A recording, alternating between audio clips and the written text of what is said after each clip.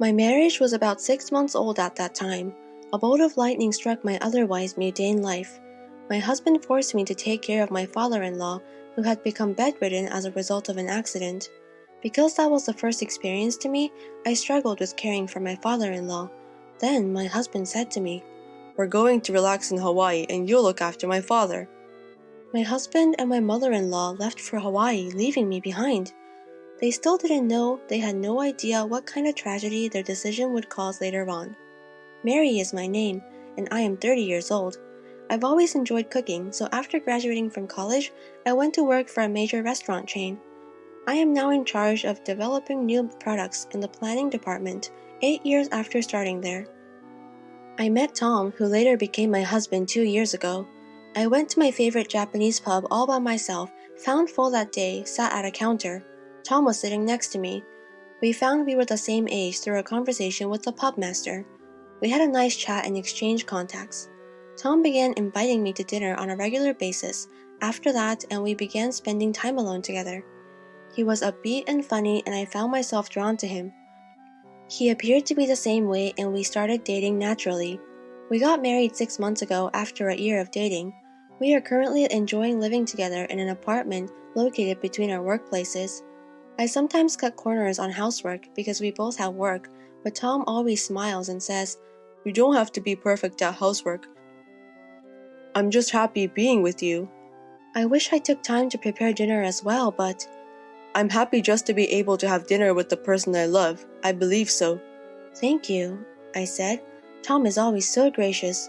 Only to you. I like to treat the people I like nicely. I'm so happy to be your wife. Me too. I'm really happy to have a wife like you. Even 6 months after our wedding, our relationship is still so good that we have conversations like this today. I thought that our happy days would last for a long time, but then, all of a sudden, those happy days vanished. My husband was already in the living room when I got home from work that day. Normally, the first one who got home would say, "Hey." However, there was a somewhat heavy silence on that day. I nervously talked to my husband, who was on his phone with a worried face. "Tom, hey, are you alright?" "Hey, Mary, I was completely out of it." "What happened? You seem terrified."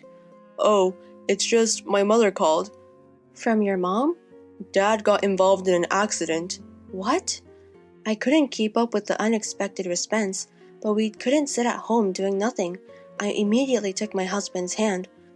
"What are you doing, sitting there like that? We must visit our father now." "I'm afraid we can't." "No, why?" "There is no way we can meet him right now." "Does that imply he's not feeling well?" "Yeah, we don't have to come because Mom is going to stay with him until he gets better." "Oh no." His words made me realize there was nothing I could do at this point. I let go of his hand and sat down on the sofa. "I'm concerned if he is okay." Tom remained silent. My anxiety was heightened by his silence. My father-in-law had only recently turned 65 years old. On his days off, he had often taken good care of his health, going hiking and golfing. My husband works for my father-in-law, who owns a business. My husband must be perplexed that my father-in-law, who is also his father and the president of the company where he works, is experiencing this. I couldn't imagine him in his usual cheerful mood that day because he was so depressed. We were finally able to visit my father-in-law a week later. My father-in-law was lying in the hospital room with a powerless smile on his face. When I arrived with my husband, "Are you all right?" I asked. My father-in-law apologetically scratched his head. "Mary, I'm sorry. I apologize for causing you a concern." "I'm not upset. I'm relieved that you are safe." "I'm glad to hear that and able to speak slowly. I'm fine." "Oh, but please stay in bed for a while." My father-in-law smiled as he heard my words. I felt relieved when I saw his smile. My father-in-law suffered a spinal cord injury as a result of the accident and is still paralyzed. In terms of treatment, he would be hospitalized and undergo rehabilitation for about 2 months to assess his progress. Even after he was released from the hospital, he would require ongoing rehabilitation. Tom has decided to assume the presidency in place of his father while he is away. Although only for a short time, having my own husband as the president was unusual. My mother-in-law arrived in the hospital room while I was watching the conversation between my husband and father-in-law. She summoned me to a hospital room corner and spoke sarcastically to me. "Hey, Mary, are you sure you're not mistaken?" "I'm mistaken?" I asked. "You are, indeed. Just because Tom is president doesn't mean you can't have fun, right? Please don't take advantage of Tom." "I don't have to be concerned about that because I'm employed and well compensated." "I'm not sure. In the first place, you were aware that Tom was the boss's son. What a vile young lady!" The mother-in-law smirked and said those words matter-of-factly, but it was her imagination, not reality. I didn't realize Tom was the president's son until we were dating for a while. As a result, my mother-in-law has been sarcastic toward me since the start of our marriage. I didn't want to be misunderstood and hated her one-sidedly, so I snapped at her on the spot. "I didn't ask him for money. Tom's personality captivated me." "What? What are you on about? You speak to me as if you know who I am." "That is correct. Nothing would be misunderstood by you." "I'm not sure. Whatever you say, I will never approve of you." "Oh no." My father-in-law, perhaps noticing our conversation, and asked, "What's wrong?" "It's nothing," my mother-in-law said, glaring at me. My mother-in-law's words and actions made it clear that she adored Tom. She probably thought I'm a woman who approached her son for money because we married after only a year of dating. Her attitude toward me has been ruthless since the moment I went to greet her at the wedding. But under that circumstances, I never expected my mother-in-law to be so sarcastic towards me. My husband also adored her troublingly. He said something like this a few days later.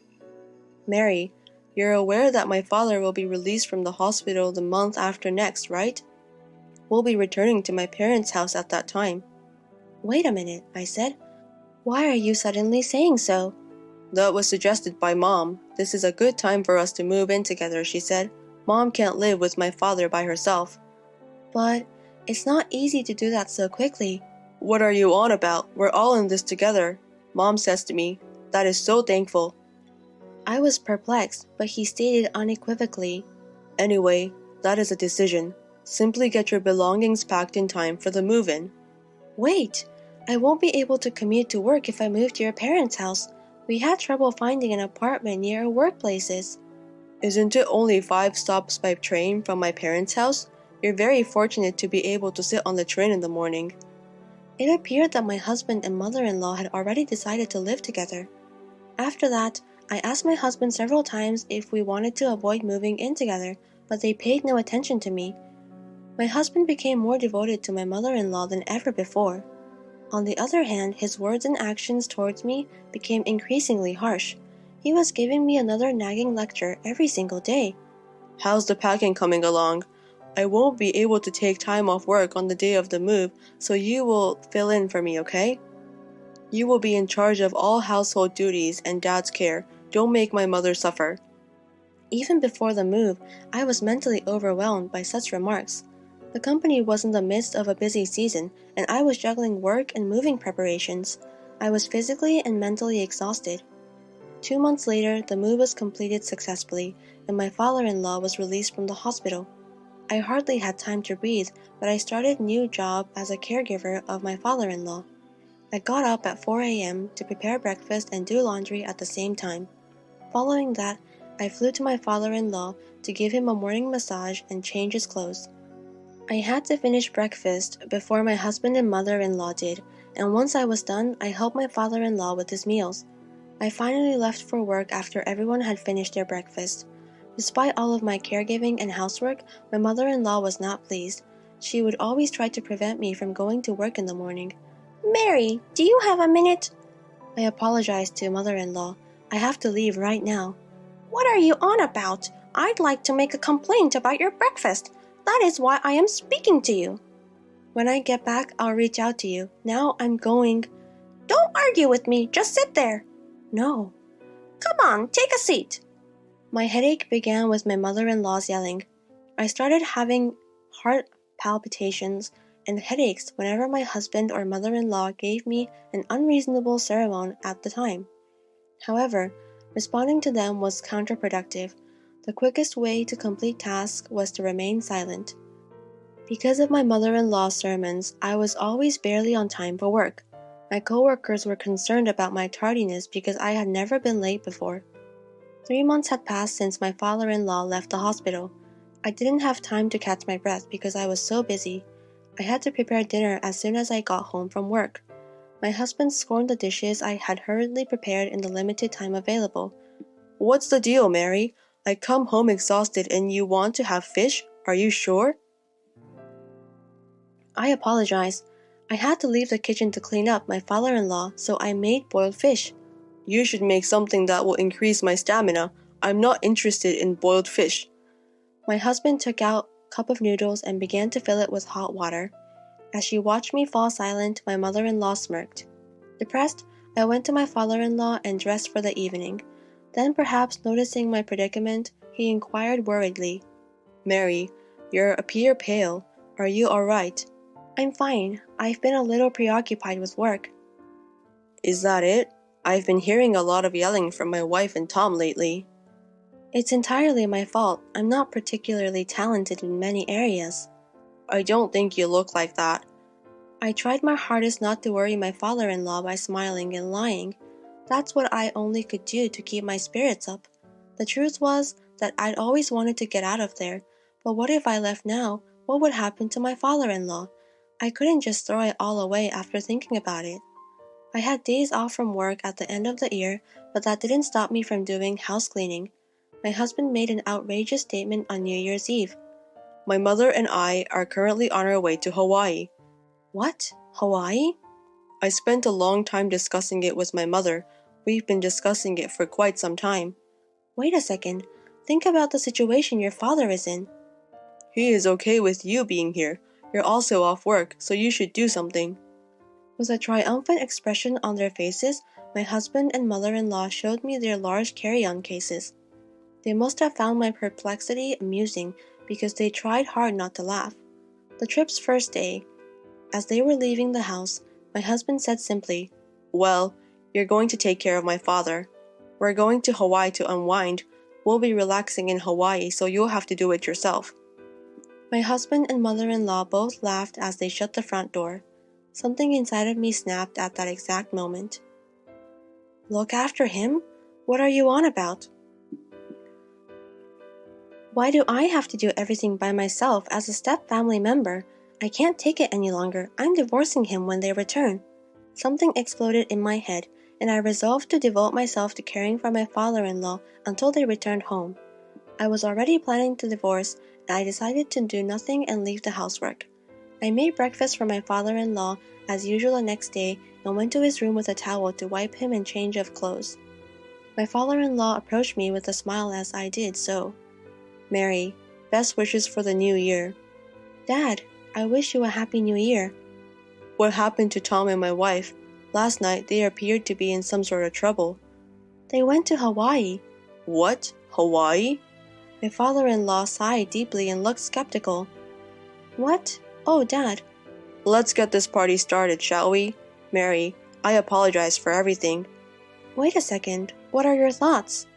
"I've been able to get out of my bed on my own for a few days now. I've been waiting for the right moment, but I never imagined they'd get it just right." "What exactly do you mean?" My father-in-law then smiled and began to speak slowly. My father-in-law apparently wanted to do something about the fact that I was the only one being pushed around. I asked my mother-in-law and husband to run errands for me, but they ignored me completely. Furthermore, the company's executive director contacted him and reported that my husband, the company's acting president, was doing whatever he pleased. This trip, too, must have been paid for by the company. So my father-in-law contacted a company representative and asked him to monitor my husband's behaviors. Then, his laziness at work was discovered and everyone was furious. My father-in-law was supposed to return to the company as president after the new year. My husband was supposed to return to be an employee, but decided to fire him. The home is also in the name of father-in-law. While they were away, we changed the locks and devised a strategy to keep them out when they returned. I went to the city office to pick up 2 divorce papers while they were there. A week has passed. The front door shook and the intercom rang repeatedly. My husband and mother-in-law, who had just returned from Hawaii, were attempting to open the door. I responded to them via the monitor. Good to see you back. How was your journey? What the heck, Mary? Please open the door right now because I am unable to do so. That's something I can't do. My father-in-law warned me not to open the door. What? What are you talking about?